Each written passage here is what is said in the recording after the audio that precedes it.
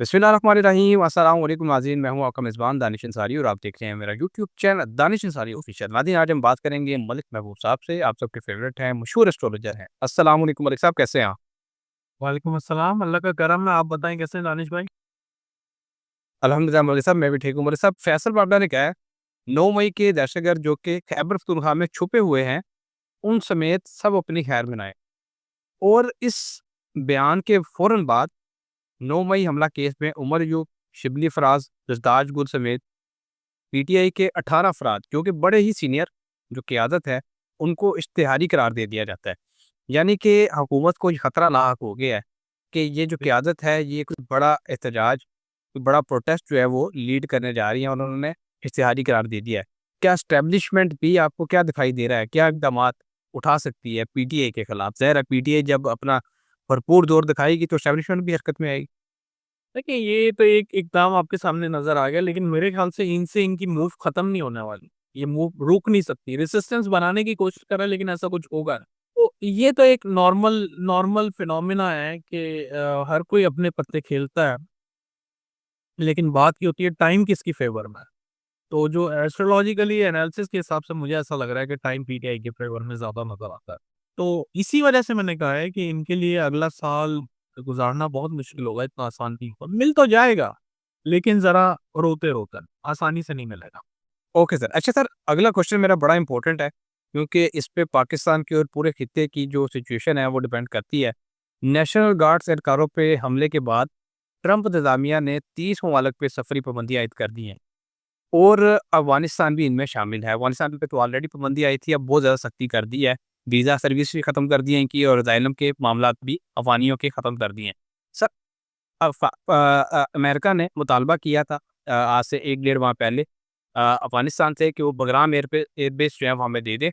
लेकिन अफ़गानिस्तान के जो हुकूमत है उन्होंने ये बेस देने से साफ़ इनकार कर दिया। उसके बाद अफ़गानिस्तान के और पाकिस्तान के मामलात भी हमें ख़राब दिखाई दिए और हम देख रहे हैं कि जो नेशनल गार्ड्स पे जो हमला हुआ है, उसके पीछे जिस शख्स का नाम आया है वो एक अफ़गानी है। इसके अलावा एक और अटैक हुआ है, गाड़ी चढ़ा दी गई कुछ अफ़राद पे अमेरिका में, वो भी बताया गया कि अफ़गान शहरी है।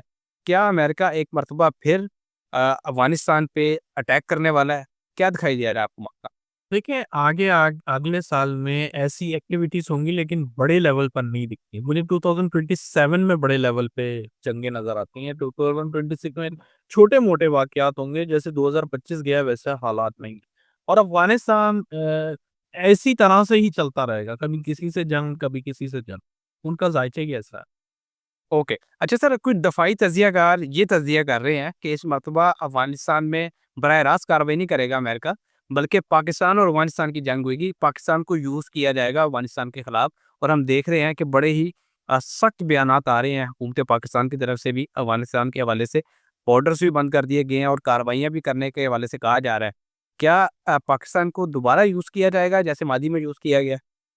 देखिए, वो अब लंबी बहस हो जाएगी, लेकिन सितारों की रोशनी में ऐसा लगता है कि पाकिस्तान आने वाले अरसे में 2-3 जंगें लड़ेगा। इंडिया तो फ़ॉर श्योर है। इंडिया के साथ शुक्र है हम एक मुश्किल वक़्त से निकल गए हैं, लेकिन अभी भी हम 3 तारीख जैसे मैंने आपको दी हुई थी, 3 तारीख से लेके 10 तारीख ज़रा-सी प्रोबेबिलिटीज़ हैं जिसमें खुदा ना ख़ास्ता कोई झड़पें हो सकती हैं बॉर्डर पर। इसके बाद फिर हम अगले साल बात करेंगे इंशाल्लाह। फिर इसके बाद अभी इस साल के इस महीने में नज़र नहीं आता। और अफ़गानिस्तान के जैसे मैंने कहा है कि ये तो बहुत नॉर्मल हो जाएगा, न्यू नॉर्मल में आ जाएगा। Okay sir. अच्छा सर, अभी मुलाकात हुई उस्मा खानम की इमरान खान से जेल में। 20 मिनट की ये मुलाकात थी, इसमें ज़्यादा गुफ्तगू तो नहीं वो कर सके।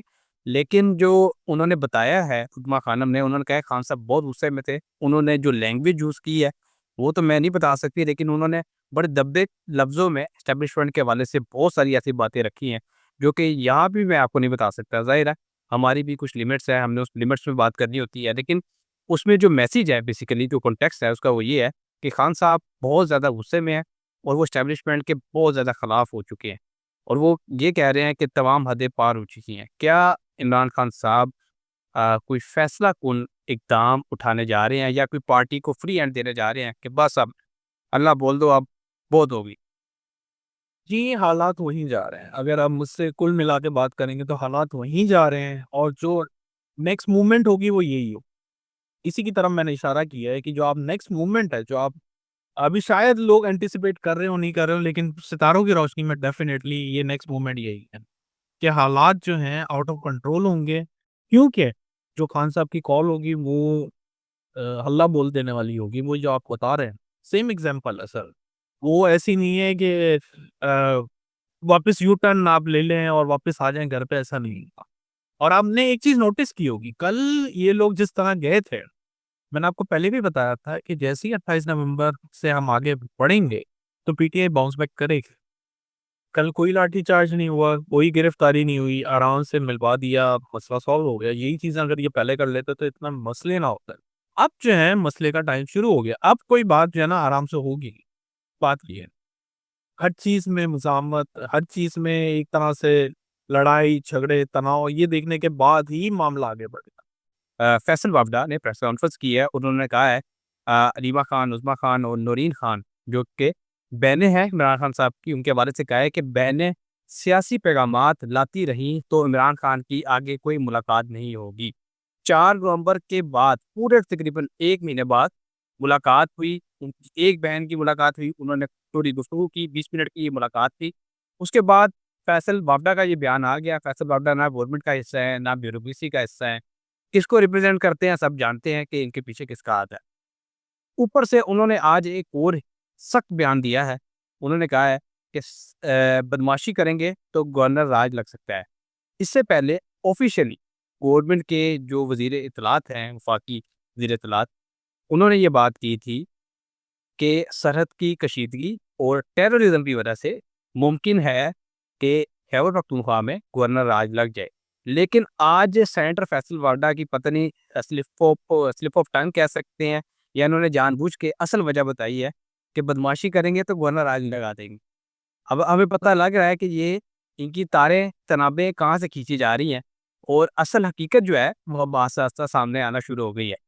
सर मुझे ये बता दें कि गवर्नर राज के क्या चांसेस हैं खैबर पख्तूनख्वा में? और अगर हुकूमत इसको इम्पोज़ करने की कोशिश करती है, तो आप क्या देख रहे हैं मुल्क में क्या नए एहतजाज प्रोटेस्ट इस तरह के हो सकते हैं जिससे हुकूमत का तख्ता पलट जाए? क्योंकि मादी में इस तरह की मिसालें मौजूद हैं कि जब भी इस तरह की हरकतें होती हैं गैर कानूनी, तो लोग सड़कों पे आते हैं। देखिए दानिश भाई, मेरे ख़्याल से मैं आपको 3 दिन पहले एक बड़ी अच्छी रिसर्च करके बता चुका हूँ कि माज़ी में क्या हुआ और ये गवर्नर राज की तरफ जाएगा और उसके कॉन्सिक्वेंसेस क्या होंगे, वो आपने मुझे अभी खुद ही बता दिया। तो इसका मतलब ये है कि आप तैयारी पकड़ें। जो हालात हैं, वो मुझे आसानी से स्मूथ लाइन होते हुए नज़र नहीं आ रहा। अल्लाह करे ऐसा हो, क्योंकि जितने भी पास्ट में ये टाइम गुज़रे हैं, तो हमें ये देखने को मिला है कि मामलात मज़ीद ख़राब से ख़राब होते जा रहे हैं और वो एक एक्सट्रीम लेवल पे पहुँचने के बाद सही हुआ। तो अल्लाह करे हम एक्सट्रीम लेवल की तरफ ना जाएँ। सितारों की रोशनी में अगर मैं बात करूँ, तो मैं आपको बता दूँ कि 8 दिसंबर बहुत इम्पोर्टेंट डे है। यहाँ से आप चीज़ों में चेंजेस एक नए तरीके से होती हुई देखेंगे। जैसे मैंने आपको बताया था एक 28 नवंबर है, 28 नवंबर के बाद देखा आपने क्या हुआ। अब 8 दिसंबर बड़ी इंपॉर्टेंट डेट है क्योंकि जुपिटर फॉल बैक करेगा जेमिनी में और जब भी कोई प्लैनेट फॉल बैक करता है वो अच्छा नहीं है। तो ये जो टाइम होगा ये बड़ा क्रिटिकल सेंसिटिव टाइम है। तो मैं एक्सपेक्ट कर रहा हूँ कि कुछ खुदा खासा बड़ा होता हुआ आपके सामने आएगा। रूस के सदर व्लादिमीर पुतिन ने कहा है कि जंग शुरू की तो मुज़ाकरात के लिए कोई नहीं बचेगा। ये यूरोप को वो कह रहे हैं कि यूरोप ने अगर जंग शुरू की तो हमसे मुज़ाकरात के लिए कोई नहीं बचेगा, हम पूरे यूरोप को तबाह कर देंगे। ये क्या मामला जा रहे हैं? किस तरफ जा रहे हैं मामला यूरोप और रूस के? ये अभी जो है मुझे ऐसा लगता है कि आने वाले दौर में ये हम तीसरी जंग अज़ीम की तरफ जा रहे हैं। ऑफ कोर्स ये जो अभी आर्ग्यूमेंट्स हैं, एक दूसरे से फायरी स्पीचेज़ हैं, ये इन चीज़ों को आगे एक्सेलरेट नहीं करेंगी, लेकिन मैं आपको बता रहा हूँ इशारतन ये सारे ममालिक तैयार हैं, एक बड़ी जंग ले लें, जो अभी नहीं 2027 में होती हुई नज़र आएगी। सर आपने एक प्रेडिक्शन की थी मेरे गुज़श्ता प्रोग्राम में, आपने राहु की जो पोज़ीशन में चेंज आया है प्लैनेटरी पोज़ीशन उस हवाले से आपने बताया था और आज हम देख रहे हैं कि श्रीलंका में सिचुएशन इतनी ज़्यादा ख़राब हो गई है सैलाब की वजह से पाकिस्तान की एयरफोर्स भी, रेस्क्यू अदारे भी, इंडिया के रेस्क्यू अदारे भी और दुनिया के मुख्तलिफ ममालिक के रेस्क्यू अदारे वहाँ पे लोगों को रेस्क्यू करने की कोशिश कर रहे हैं। 600 अफराद लापता हैं और तकरीबन इतने ही लोगों की 650 या 700 लोगों की डेथ हो चुकी है। इतने बड़े पैमाने पे लोगों की डेथ हो चुकी है। आपने बताया था कि 2026 जो है वो कुदरती आफ़ात का साल होगा। लेकिन सर ये सिलसिला तो 2025 के इख्तिताम से ही शुरू हो गया है। क्या ये राहु की पोज़ीशन में जो चेंज आया है उसकी वजह से है या किसी और वजह से है? और ये सिलसिला क्या पूरे महीने चलेगा? 2026 के हवाले से तो आप बता चुके हैं, दिसंबर के हवाले से भी बता रहे हैं। देखिए, बड़ा अच्छा सवाल किया है। एस्ट्रोलॉजिकली जुपिटर और सैटर्न इसके इवेंट के जो है रिस्पॉन्सिबल है। राहु कुछ और शो कर रहा है, वो मैंने पाकिस्तान के लिए बताया था। राहु तो न्यू जिद्दत दिखा रहा है, न्यू इम्प्रूवमेंट दिखा रहा है आईटी सेक्टर में, लेकिन पाकिस्तान के लिए वो अच्छा नहीं है, उसकी बात की। अब ये जो समुद्री तूफान और ये जो पानी से रिलेटेड एक्टिविटीज हैं, ये जुपिटर और सैटर्न की वजह से है। जुपिटर रिसेंटली रेट्रोग्रेड हुआ और ये 7-8 तारीख को, 7 या 8, 7 आप मतलब यहाँ 7 होगी आपके वहाँ 8, इसको इस डेट पे ये रेट्रोग्रेड होगा और फॉल बैक कर जाएगा। तब ये मामले थोड़े खामोश हो जाएँगे और ये बात याद रखिएगा कि शुरू के महीने अगले साल के वो इतने खतरनाक नहीं है जितना सेकंड हाफ है अगले साल का। तो ये जुपिटर सैटर्न की वजह से हुआ।